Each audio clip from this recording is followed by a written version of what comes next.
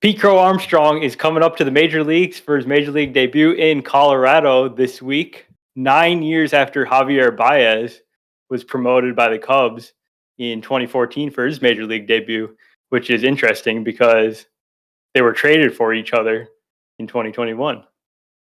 Looking forward to this debut, and hopefully it goes as well as Javi's career went.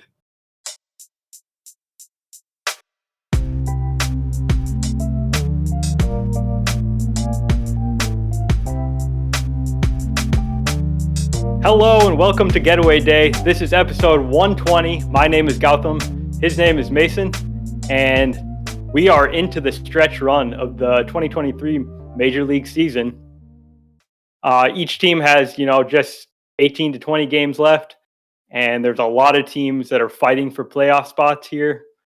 We're going to get into the NL wildcard race, a lot of different milestones, and some other various tidbits around the league. How are you doing today, Mason? I'm doing well. I do have one thing that I would like to mention. I am changing my name for today, and I am changing it to Bucket Hat Bill. Bucket Hat Bill. Bucket Okay, Hat I'll try Bill. to remember that when I speak to you in this episode. I will 100% forget. So if you call me Bucket Hat Bill, I'm going to be very confused, but I dare you to try it because it'll be really fun. Okay. For those of you that are listening on any of the podcasting apps and do not have video, I am wearing my Chicago White Sox bucket hat today. My over-the-ear headphones broke this week, and when I say broke, I don't mean like they're just like not giving sound or the microphone's not working or whatever. The earpiece legitimately broke off, so they don't really fit over my head anymore and stay in place. So I think we can call it a blessing in disguise because you get to wear that bucket hat now. Exactly. Now, I kind of wish it would have happened before last week because I would have wore the bucket hat with the San Francisco Giants Hawaiian shirt, and that would have been a look. To be real. You can bring that back next week. I can bring it back next week, and to be honest, I probably would. Okay, good. But I need one of those two teams to actually do something interesting, though, so that it's not just like me randomly wearing it. I need to wear it and be excited. So we got to be excited for the Atlanta Braves, who are the first team to clinch a postseason berth. They have 94 wins to this point in the season. They've got a pretty good edge on the Dodgers here for the number one seed in the National League. Any thoughts on the Braves? First of all, I would like to point out that you totally misread the rundown. It said the Barbs are in the pasta season. So I don't know what you're talking about. But thank God we have you here to read that. Yeah, because I clearly can't read. Yeah, we need to get your eyes checked. You're kind of on Angel Hernandez level right now. Ooh. Yeah. That was a low blow. Yeah, but I mean, you're like 3 minutes into the podcast. Wow. You're the one that messed up reading, so not really on me. Fair enough. No, but the Atlanta Braves have been absolutely spectacular this entire season. The most potent offense in the major leagues by far. I think Spencer Strider specifically is getting over 6 runs of support per start, and he's not the only one in their rotation. But so I don't have the exact run support numbers there. I guess I could probably do that math really quick. It's 836 runs scored. 140 something games. Whatever that number comes out to be. It's a lot of run support for the pitching staff, basically. Yeah. That's kind of an interesting point because is that a potential weakness of the Braves starting guys like Bryce Elder and Kyle Wright at the back end of their rotation? I mean, no team other than maybe like the Mariners has 4 or 5 really top tier starting pitchers, but their offense scores so much that it just kind of papers over the back end guys because they're getting like 6 runs a game. But in the postseason, it's not so easy to put up those kind of run totals, and that's like the only small, tiny weakness I can see on this Braves team, maybe. Yeah, it's It's a definitely stretch. it's definitely going to be interesting. I do think it's a bit of a stretch because it's not like they're rolling out like the Cardinals rotation or the back end of the Cardinals rotation right now. Like Wayno's not out there with an 80 RA for the Braves and things like that. But um but this Atlanta team in general is probably one of the best teams that we've ever seen. I think that's fair to say. And I'm saying that after 2 years ago saying that about the Dodgers. That exact same thing. It's one of the Yeah. best teams we've ever seen. And then I don't even think the Dodgers won the division that year. Because that was the year that the Giants just edged them out, won like 107 games or whatever. Yeah. But this Atlanta team is right up there, and I think offensively is even better. But yeah, they have such a dominating lead over the Dodgers for the second or sorry, for the best record in baseball. That's what I'm trying to say. And then they're leading their own division is way larger than that. I mean, this is a team that their E number for the division is 4 on September 11th.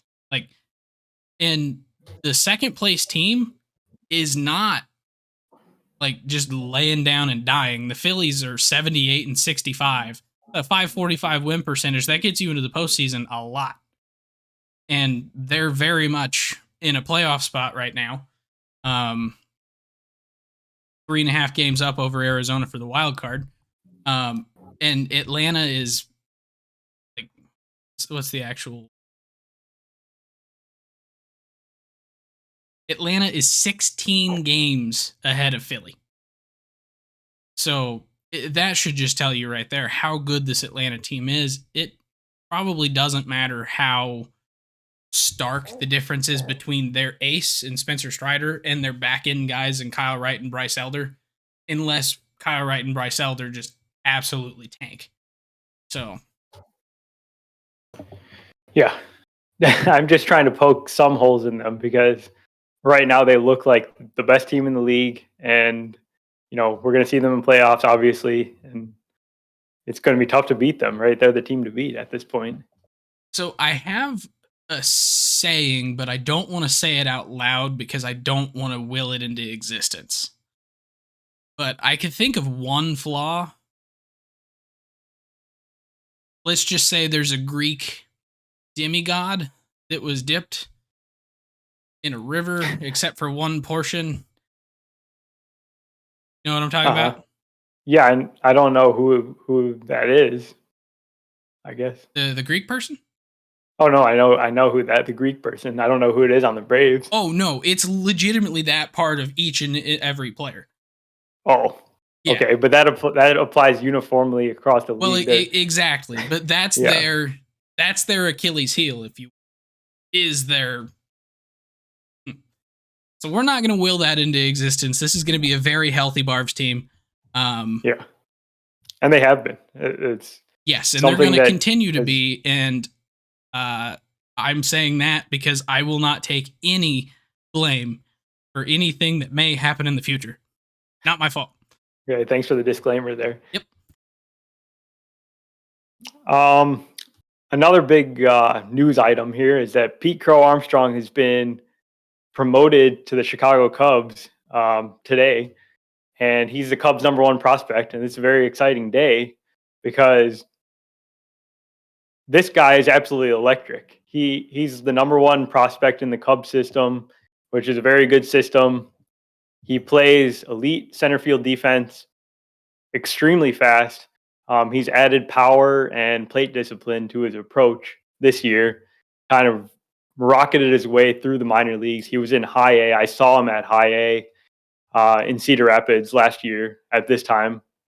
And a year later now, he's passed through high A, double A, and triple A as a 21-year-old and is going to be making an impact for a contending team here with the Cubs. And he doesn't necessarily have to step in and play every day, be a superstar, be the savior for this Cubs team that's, exceeding all expectations. But there's clearly stuff that he can do that will help them. He can pinch run. He can be a late game replacement on defense, and he's a guy that impacts all aspects of a game. Even if he goes over 4, he could have a great base running player. He can make a game-saving catch, and that's what is so exciting about him. And because that's the bare minimum, that's the floor of the player that he can be. Well, and I assume he's going to be a great addition to the clubhouse just from a personality standpoint, because I assume this is a kid that has the phone numbers of Ken Griffey Jr., Randy Johnson, Rafael Palmeiro, and every other major leaguer who was in Little Big League with his mom. For those of you that don't know, as Gunnar Henderson hits a solo home run and the Cardinals make me sad again. For those of you that don't know, Pete Crow Armstrong's mom was the actress that played the mom in Little Big League. So he's going to have some stories. And I assume pretty much every player in that clubhouse loves that movie. If they don't, they're wrong. Seiya might have a pass. I'm not sure. I feel like they've translated that, and he knows English, so he's probably seen that movie too. But Seiya is the one person I'll give a pass, just because I feel like he knows Shohei personally. So if he hasn't seen Little Big League, it's cool. It's cool. Yeah. No, but on the field, Pete Crow Armstrong he's a really, really good young player. I actually got the chance to see him in Beloit last year when he was at High A. And he didn't have a particularly great day at the plate when I was there. I think he had maybe an RBI double, but like he just kind of struck out about 3 other times. Not really the best day, but you could just tell when he came up to the plate, like he has the swagger, the confidence, and couple that with all of the stuff that he's been able to do at all the different stops in both the Cubs system and early on in the Mets system before he came over, and his hype as a draft prospect and all that. And he's kind of got the makings of a guy who is going to be able to do this, or has at least the everything on his side to launch a really, really good. So I'm excited. I don't like watching Cubs games because, rivalry. But really excited for PCA. And I think it was a great return for Javi Baez, especially given what happened with Javi afterwards. So yeah, that one's looking like a bad trade on the Mets' part.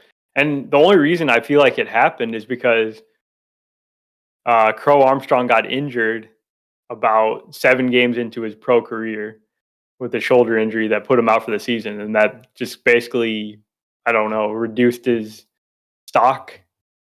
And yeah, that was still shoot, what was the GM's name? The old Van Wagenen. Yeah, what's his first name? Brody. There we go. I was gonna say I thought that was still Brody's tenure. And he kind of proved he wasn't really the best GM. He probably should have just stayed a player agent. But probably, whatever. Not my career, not my choice. But yeah, so really, really excited for Pete Crow. We got some major league milestones to get through here. We talked about one last week. Giancarlo Stanton reached 400 home runs. And since how many more home runs does he hit in his career?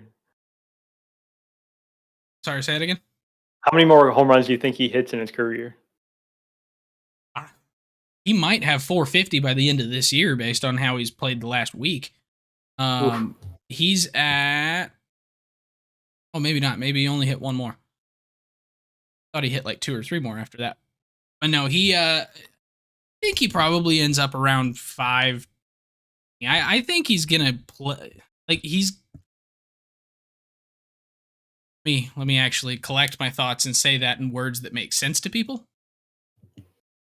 When he plays about a half season, which is pretty consistent for him, that he'll play a half season at least, he ends up with 20 plus home runs. Yeah. So he's only 33. So if he can make it through 5 more half seasons, he's at 500. And this dude is so big just naturally has the frame, the arm length, that there's almost no effort needed to put a ball about 400 feet away.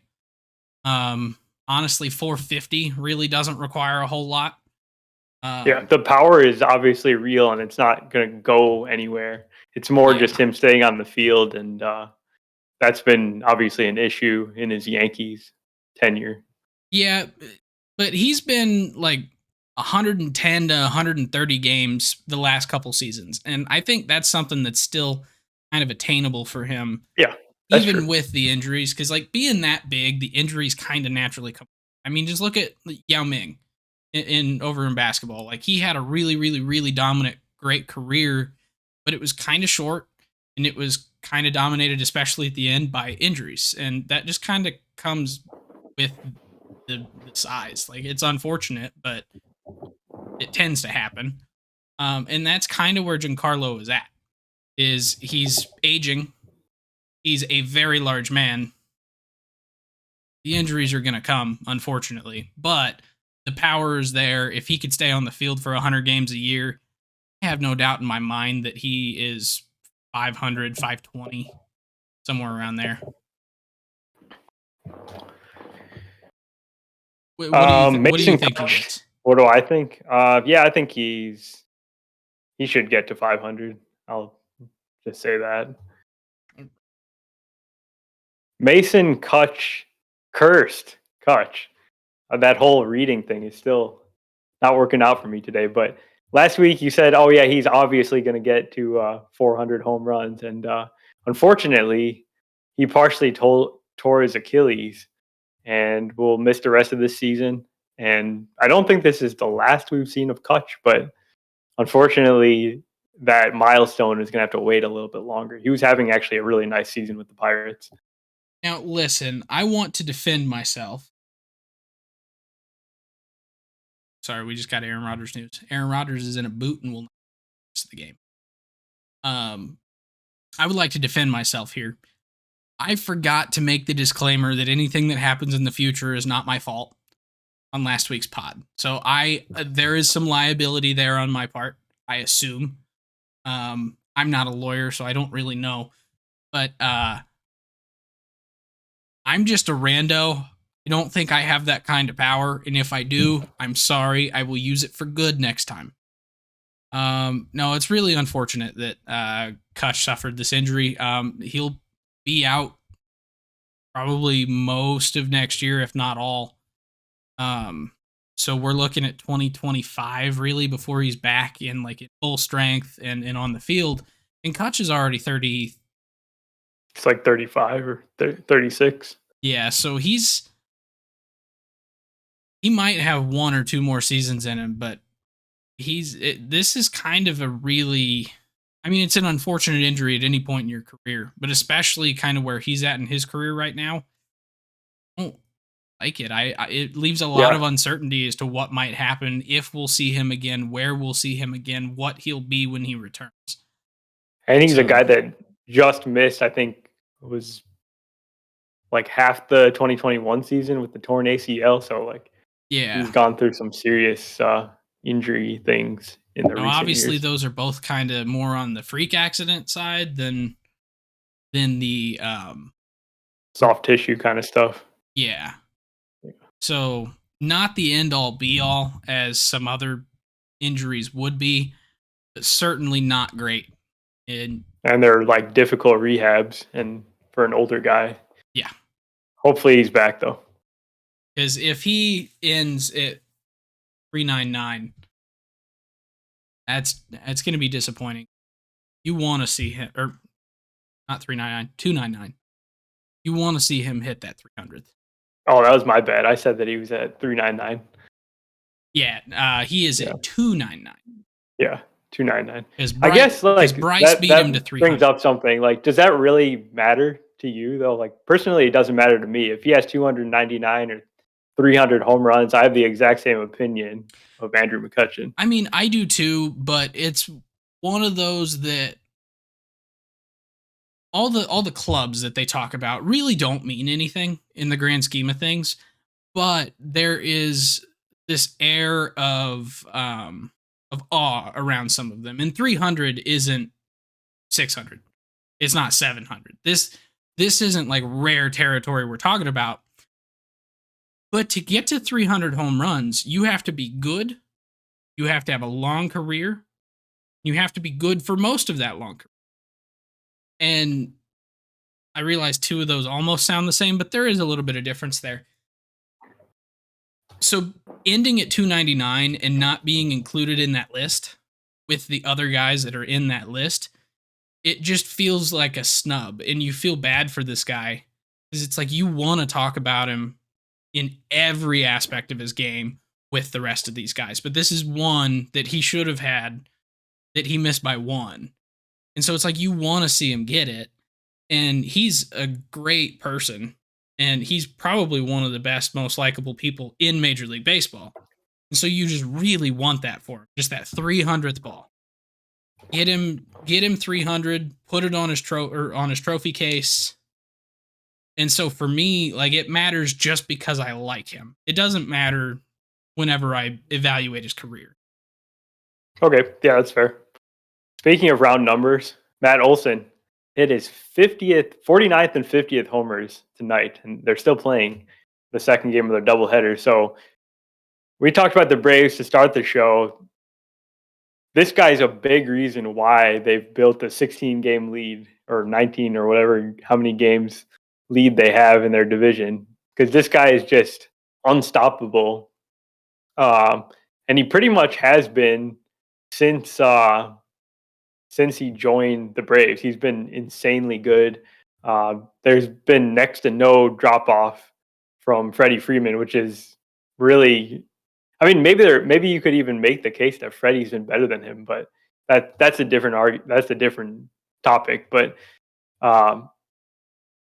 can you imagine, like, if the A's were actually trying and they actually built around their core of Olson and Sean Murphy and Matt Chapman, like, they had something really good there, and now it seems like players that leave the A's just start playing better after they leave, and Matt Olson has been ridiculous since he's left.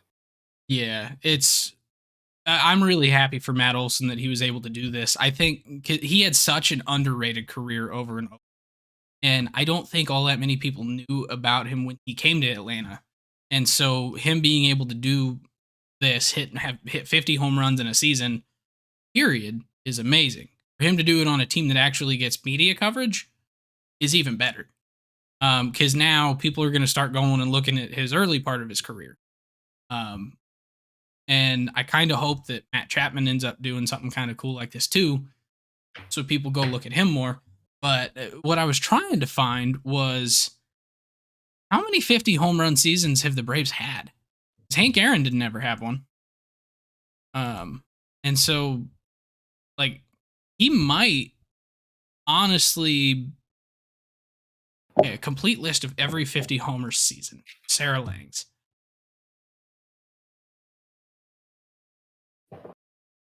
She updated this already? Oh, she published it 16 minutes ago. Dang. Judge, Alonso, Stanton, Judge, Davis. But Andrew Jones in 2005. Yes. Andrew Jones, 51. So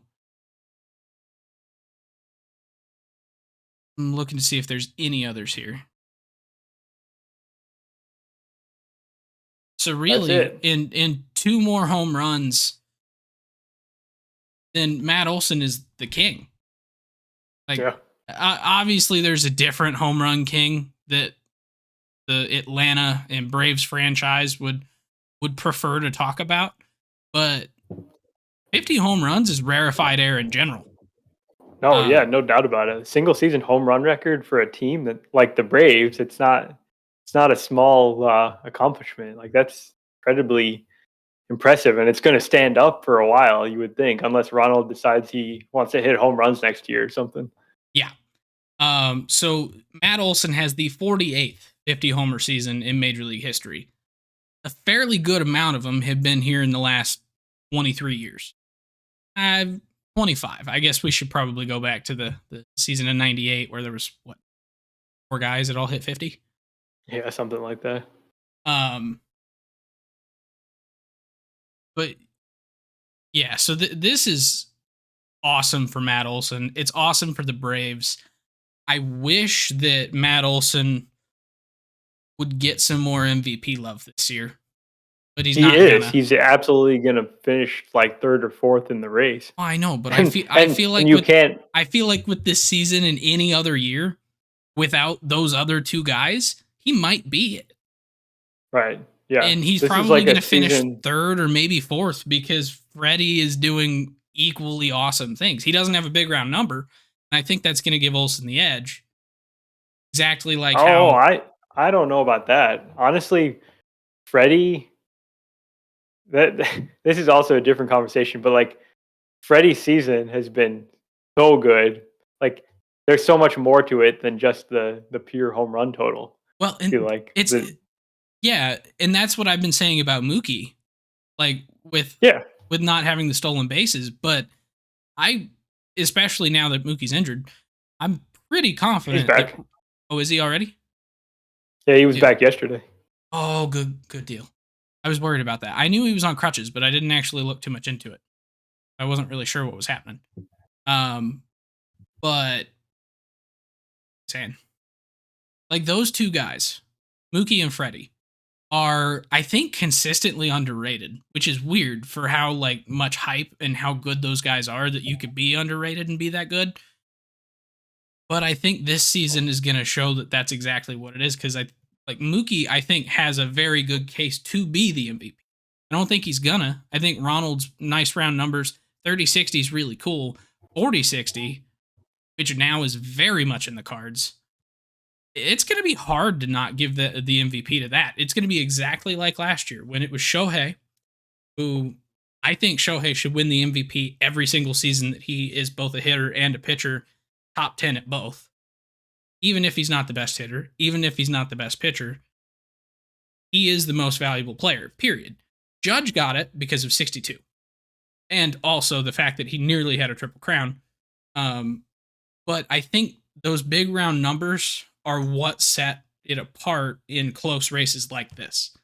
Like Mookie's better defensively. Mookie has the higher WAR. Mookie has the higher home run total, at least for right now. And actually, I think they might be tied now.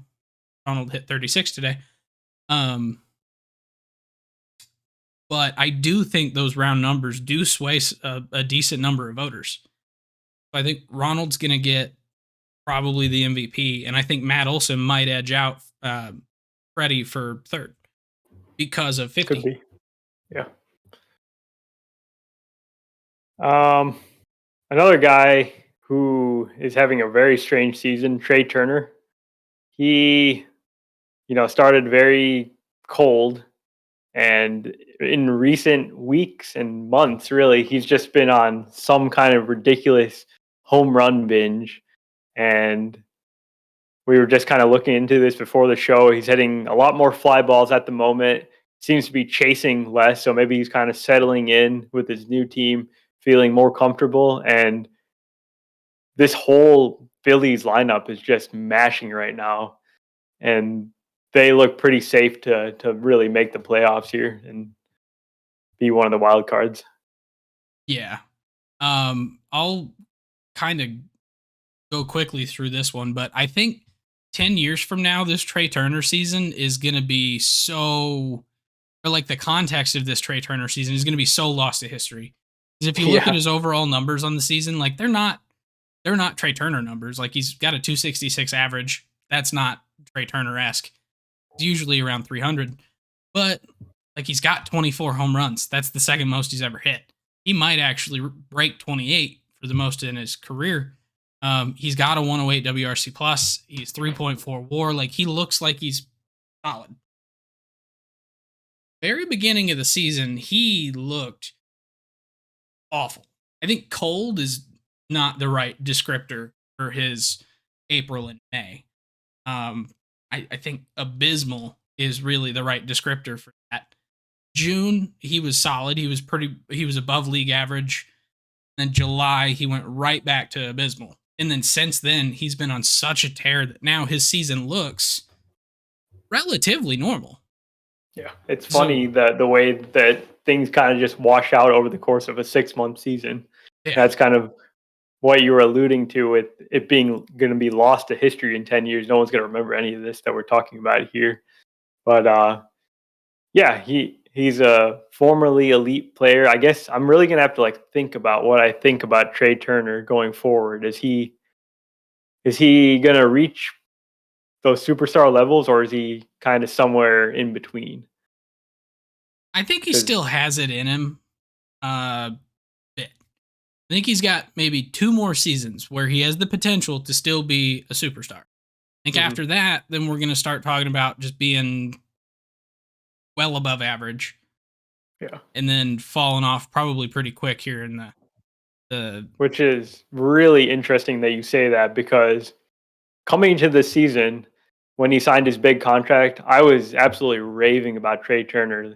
I think he's a great player. I think his skill set is going to age super well because he has an all around skill set of power and speed and athleticism. And this season has completely changed our perspective on Trey Turner. And one season can do that. It's quite interesting. Now, what I will say, and I wish there was a way to actually look into this a little bit more, but I mean, I don't think any way to do this.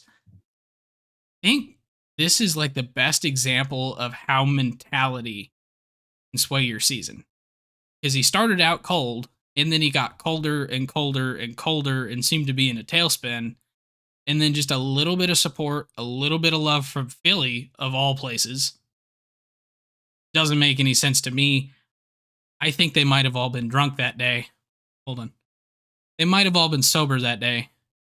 Because something was different. They showed him love when he was at his lowest, and then all of a sudden now he's been phenomenal since that day. Like it just Yeah, feels like there's a that's mentality a change and just the support and the confidence that comes along with that manifests.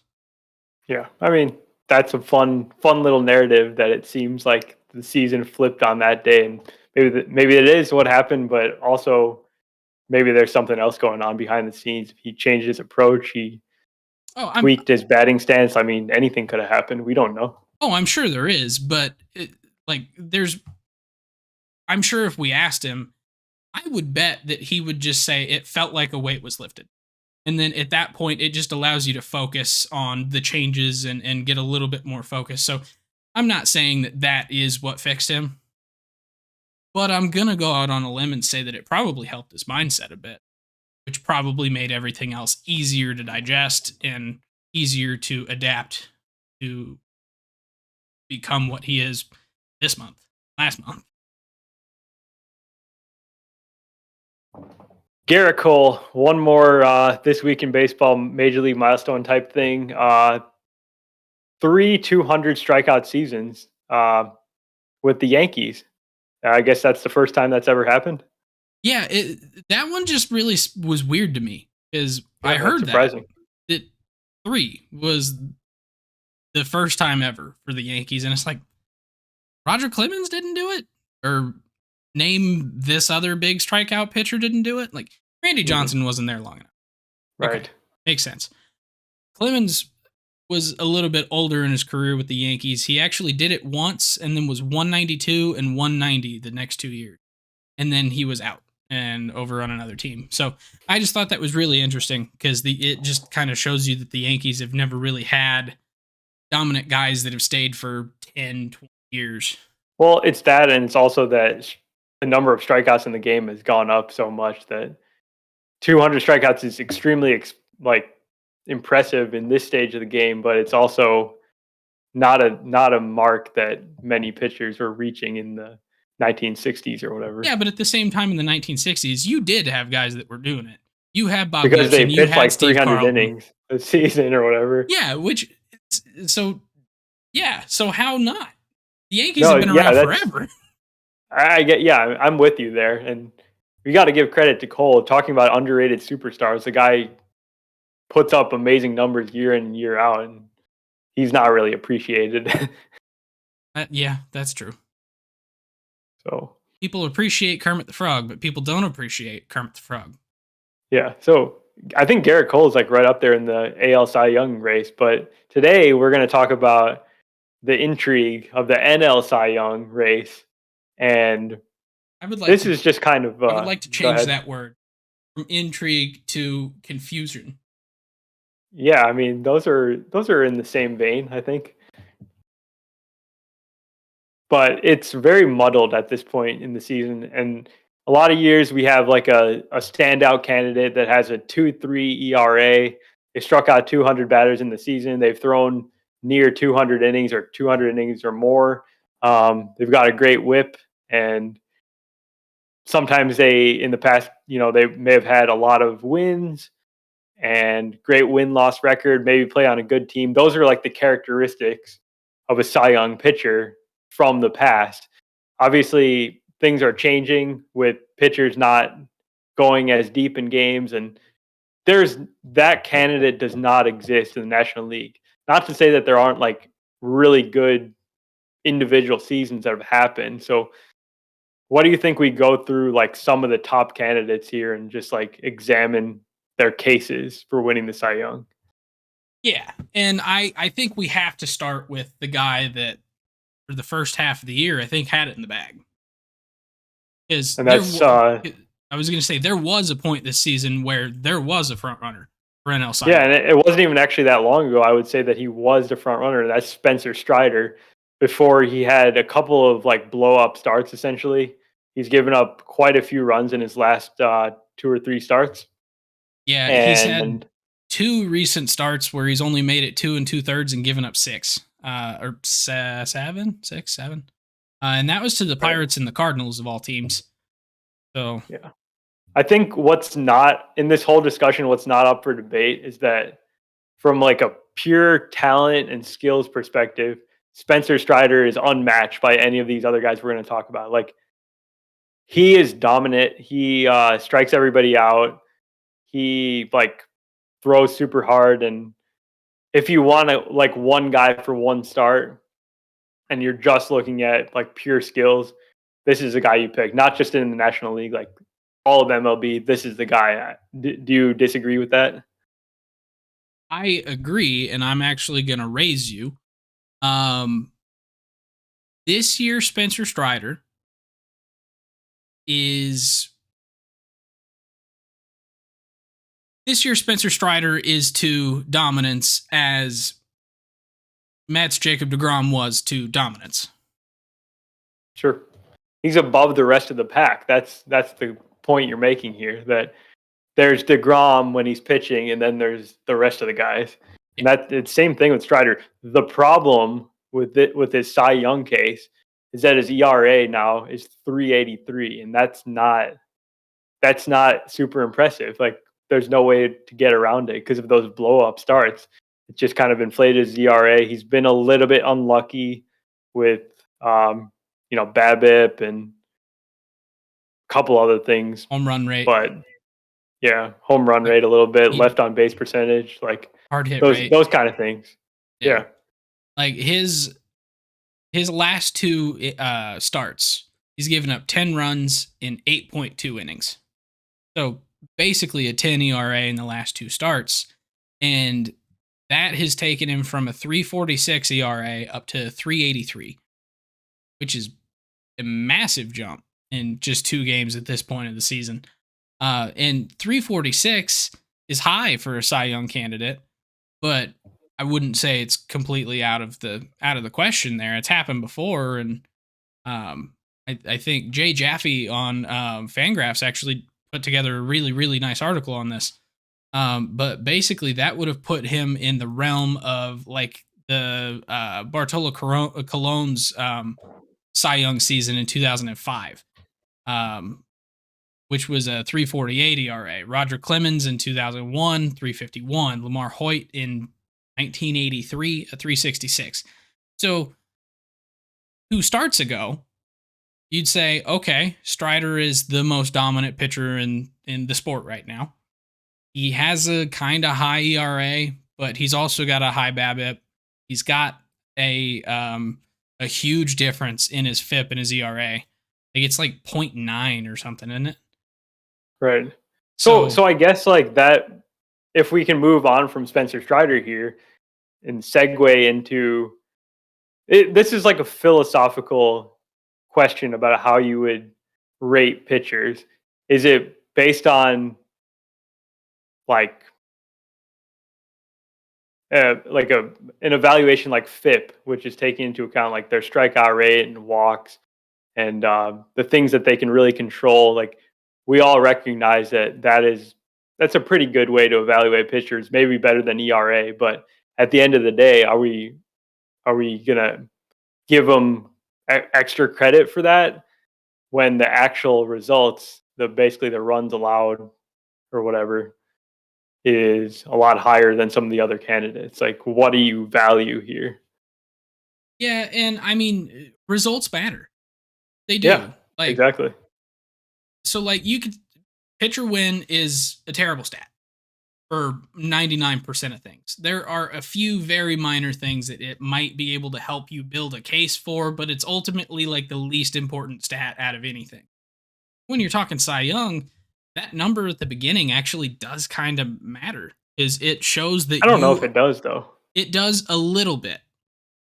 Because it shows that you are giving your team the chance to win, Yeah, and you're I doing think it so. often.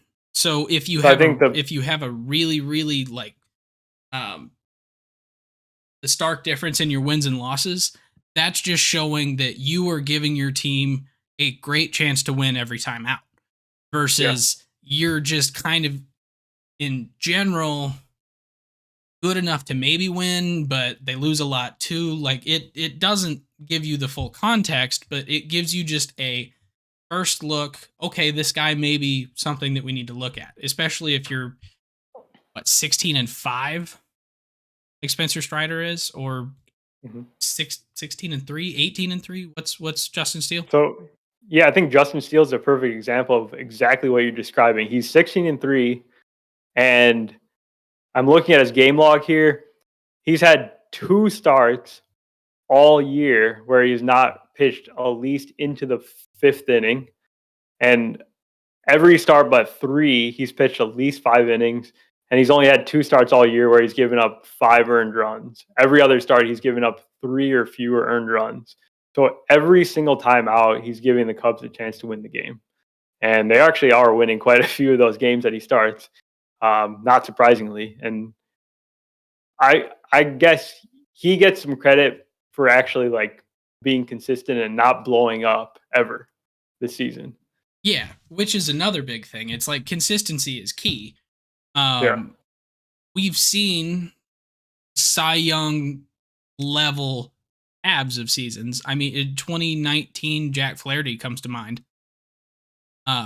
With that, where you just see a guy who just has like a .91 ERA for the second half, and he's just absolutely shut down. He's the greatest pitcher on the planet for that 3 months. But if that first half is really rough, like you're not going to give a guy a Cy Young for 3 months. It's a 6-month award, and so consistency over that 6 months is really big.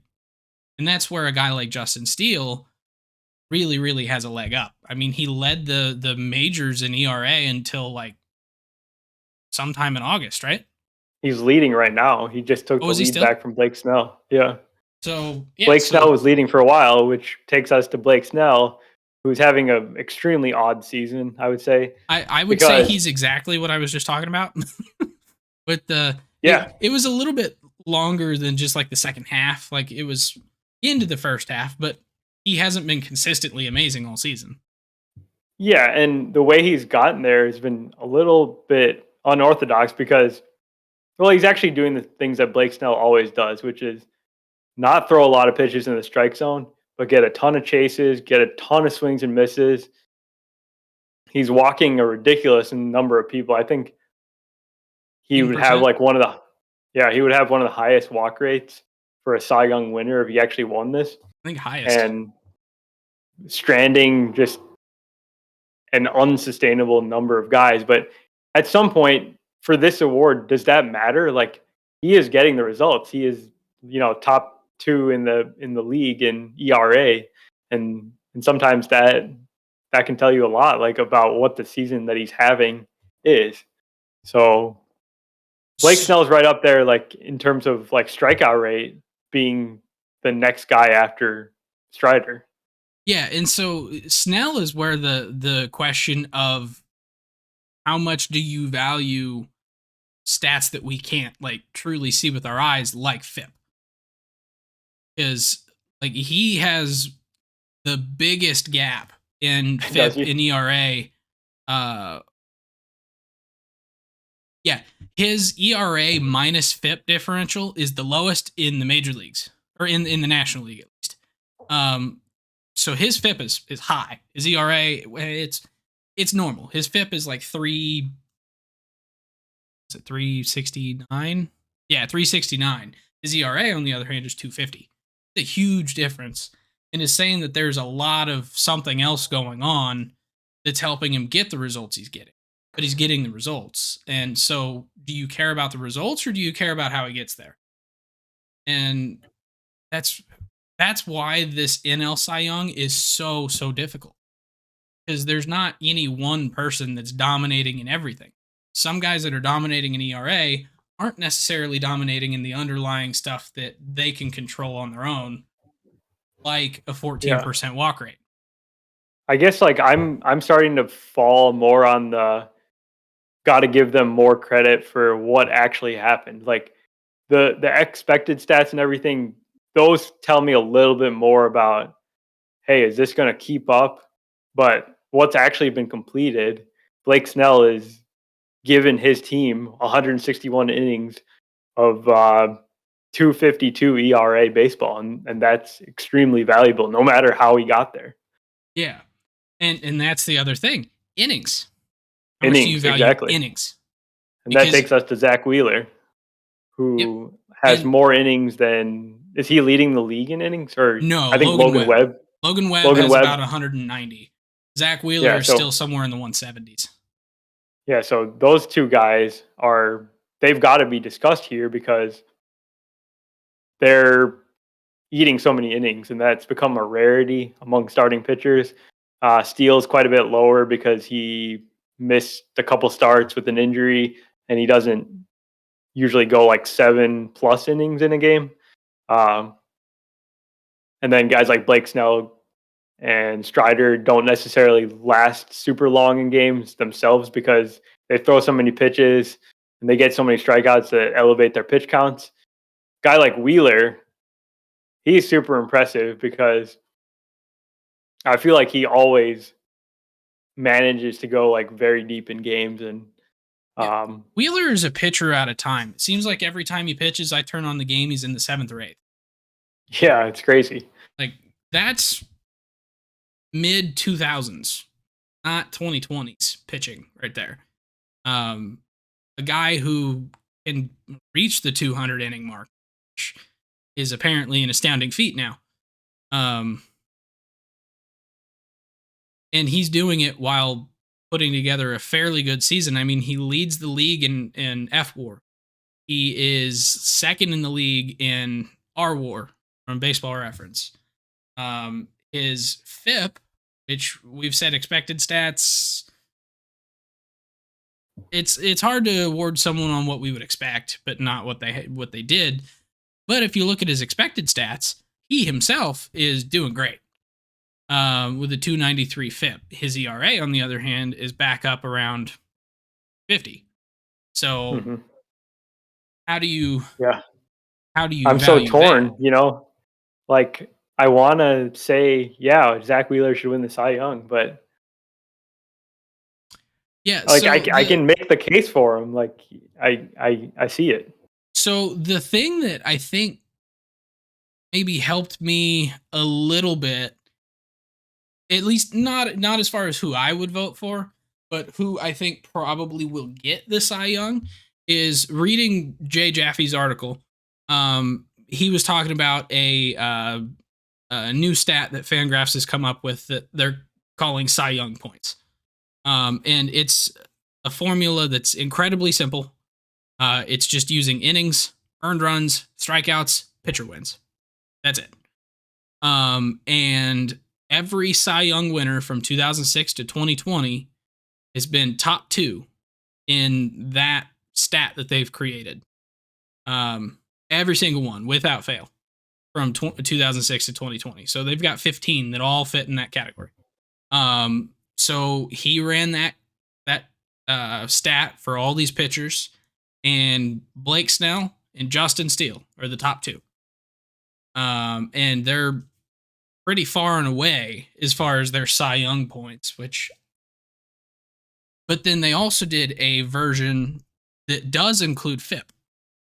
And that version kind of throws the order of the entire list that they've just calculated out the window and says that FIP can change it a lot.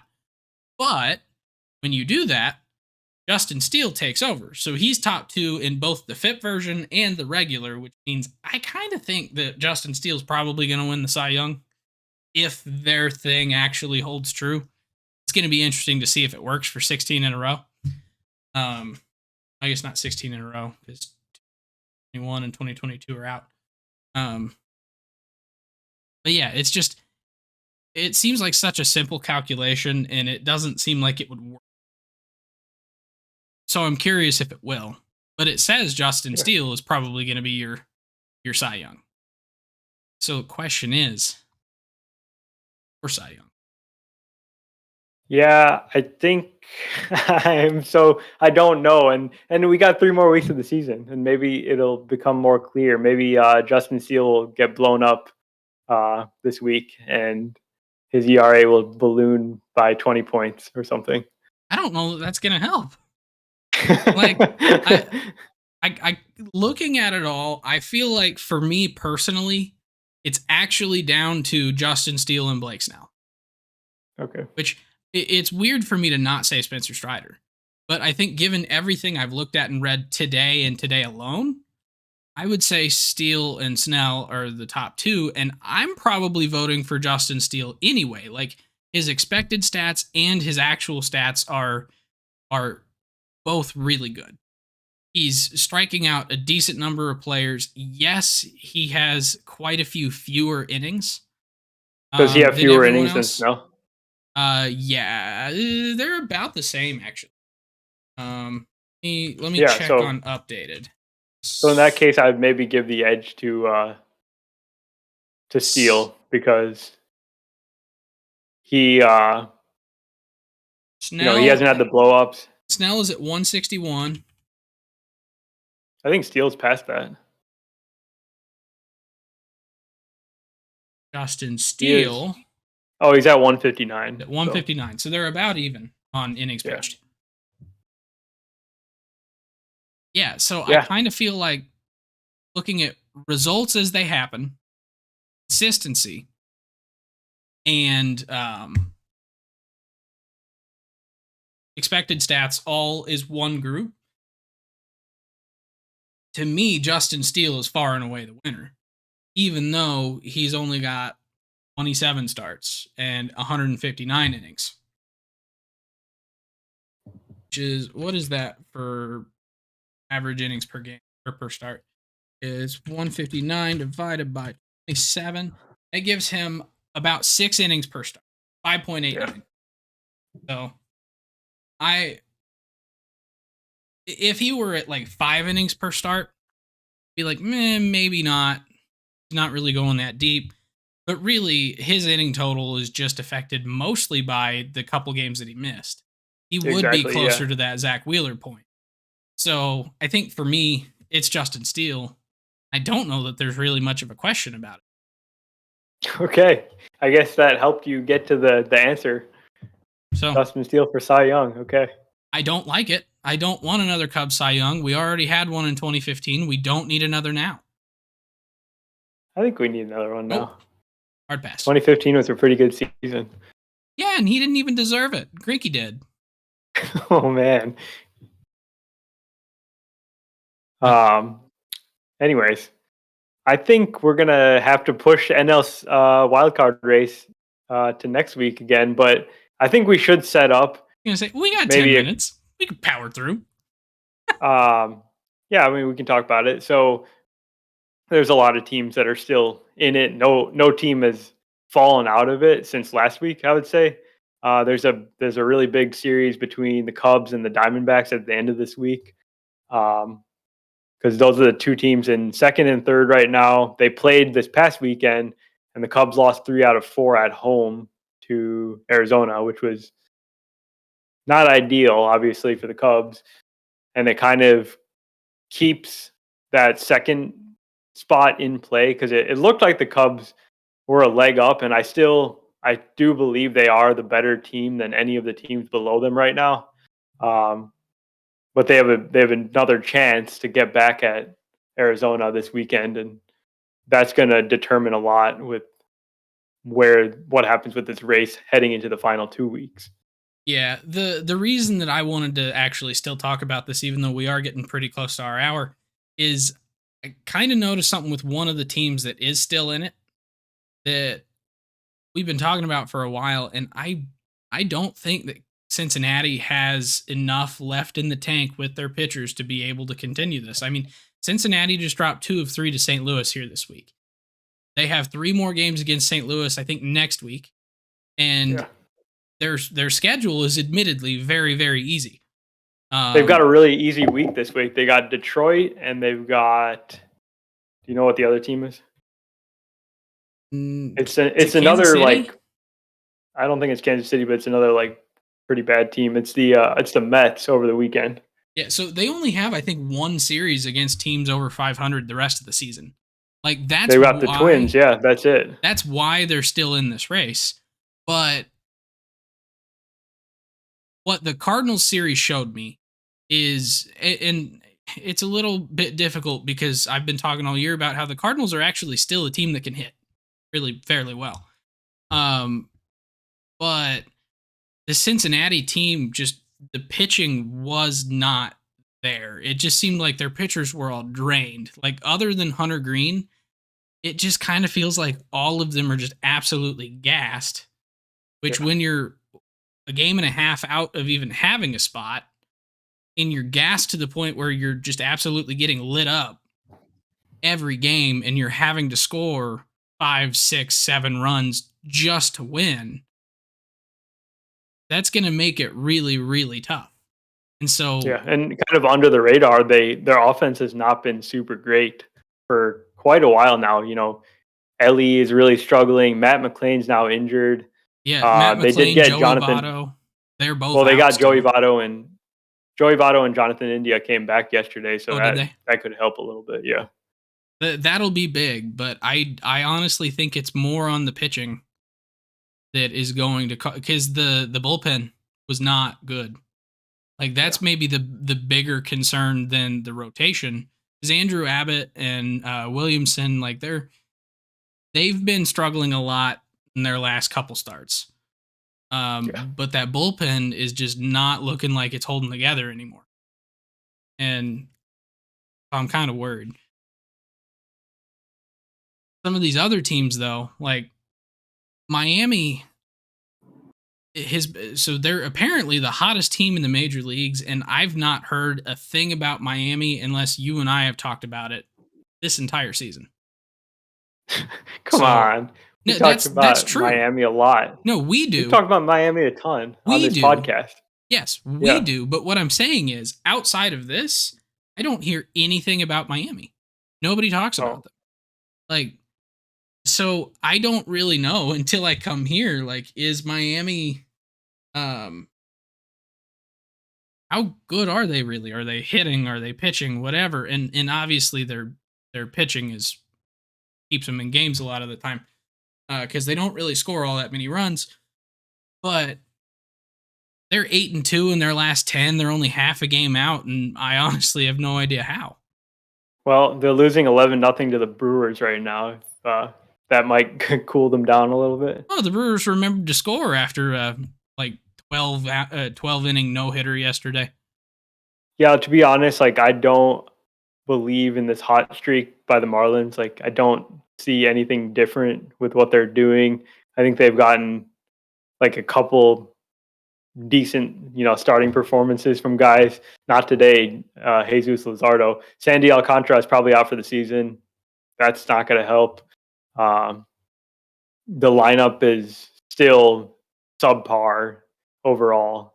So Jake Burger's amazing though. and they, in contrast to the Reds, have a very difficult schedule. They've got 6 games against the Brewers. I think they're playing the Braves this weekend, so they've got a lot of tough opponents in the next 2 weeks. I think by this time next week, they might be just completely out of it. I wouldn't be surprised if they win like 1 game this week. Yeah. So that kind of leaves, at least on the outside looking in, San Francisco. And San Francisco is another team just like Miami that's just, how are they still in this, to be honest? Their offense has been bottom tier, like bottom 2 in the league for like 2 or 3 months now, and it doesn't seem to be getting any better. And they're having to call up prospects to get innings from pitchers. Like, they had 3 starting pitchers for most of the year, and then they were doing back-to-back bullpen games to finish out a 5-day rotation. And now they've called up Casey Schmidt and what's the other guy's name? Just made his debut and not debut, but they have 2 rookie pitchers that have 9+ strikeout games, and it's the first time that they've. Oh, you're talking about? Oh, you're not talking about Casey Schmidt. You're talking about Kyle Harrison and yes. Keaton Winn. Yes, yeah, that's what I meant. Yeah. Sorry, Casey Schmidt, a third baseman. Yeah, that's my bad. But like they've had to turn to their prospects just to get innings and try and stay in this. And I mean, I'm glad that those guys are pitching really well. But at the same time, we were a little bit surprised when Kyle Harrison made it as deep as he did in that 7 or 8 inning game or start, because he's never gone over 5. So yeah, all this season, yeah. So, but that's been a constant. I thought that was his pro career. He'd never been over 5 innings. Not 100% sure on that, but definitely not this season. Yeah, so it just kind of leaves you with a lot of just not great gut feel there about their ability to continue to last out the last 2 weeks, especially over teams that are just honestly more complete rosters in Philly, Chicago, and Arizona. Arizona has question marks. They're the team that is most likely to fall out, at least by record right now. But yeah, Arizona's an interesting team to me because they've got 2 really strong starting pitchers in Zach Gallen, who we didn't even talk about in the Cy Young conversation. He's actually there too, and Merrill Kelly. They've got like a 1-2 punch that stacks up against any of these other teams we're talking about here. Their problem is they have a really bad bullpen, and their offense is also kind of mid-tier. So, I mean, one of these teams is going to have to come out with it. I think the Cubs are a level above. They've got a better offense. They've got very strong starting pitching, especially over the last like 3-4 weeks. I think they're leading the majors in starters ERA. Bullpen seems to be coming together at the right time. And I think the Phillies and the Cubs are going to make it. That 3rd spot, one of the teams is going to make it. Honestly, I don't have a strong feeling. I kind of feel like the standings are going to end up the way that they are today. That's what's ultimately That's where going to I happen. Just because looking at it, like Philly is far and away out of the non-division winners. I think I say far and away. Let me explain that here. But they're far and away the best team out of the non-division winners. And honestly, I think they're better than Milwaukee. But post-trade deadline, after they got Michael Lorenzen, I think that really helped this rotation, helped get them deeper into games. I mean, you saw just in his no-hitter, like he was just really, really good. And we're seeing a Michael Lorenzen that we've not seen ever, really. This is probably the most comfortable he's been, especially as a starter, and it's kind of showing. You might not want to look at Michael Lorenzen's game log since his no-hitter. Don't look at those. But Ranger Suarez has also had a couple of really, really good games here in the past couple months, and it just looks like this Philly team is maybe starting to gel. Trey Turner's back to hitting. Kyle Schwarber is hitting. Bryce Harper is back to MVP hitting levels. So it just feels like this Philly team is probably the best of the wild card teams, with the Cubs being second. And the reason that the Cubs are second to me is just because of some of the unproven youth. Like I fully believe that Christopher Morel, Pete Crow Armstrong, and the other one. So Morel's playing third. They're an outfielder. He's playing the bench.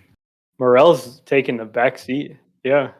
But well, I guess my point is these young guys that they have up on their team and that they're going to be relying on, at least to some level, they're going to be really, really, really good players. I think they might still have some growing pains. Pete Crow making his debut, we'll see how that works out. But like if Tauchman takes a step back, or one of these other like outfielders and that lineup just has like one more mid hitter, I think it's going to be a bit tougher. Obviously, Bellinger is awesome. Obviously, Nico is awesome, at least to me. Like he's having a great season. He's a great player. There's great players on that team, but I do think that there's enough question marks just from youth and inexperience that I think I'm going to give an edge. I'm going to give an edge to the Phillies. Yeah, okay, I can give the edge to the Phillies, but I don't think the Cubs are relying on inexperienced players. They've got a very veteran lineup. Yeah, so I think that's maybe where my rant got lost. I was just talking about as far as who's the best of the wild card teams. That's why they're the best one. Oh, sure. Yeah. So I'm not saying that they have a big Achilles heel of youth and inexperience. Like that's not what I'm trying to say. It's a good Cubs team, unfortunately. I wish I didn't have to say that. But yeah. And then I'll just quickly mention on the AL side, there's basically 4 teams in it right now for the wild card. Houston, they have just pushed ahead. I think they're going to run away with this division. Their offense has actually been better than the Braves in the second half. They're scoring just insane amounts of runs, and they just completely outclassed Texas last week and just scored like 30-some runs in a 3-game series. Altuve had the 3-homer game, and you mean that team 3-homer, 3 innings? Yeah, 3-homer in 3 innings, and that the entire team is just on fire. A guy like Yainer Diaz, he's one of the best hitting catchers in the league, and they can't even find a spot in the lineup for him because they want to play Maldonado, and they've got Michael Brantley back, and they've got Altuve back, and the problem is, the issue here is that Texas has just fallen off, and they're losing a ton of games recently. Seems like every day is a struggle.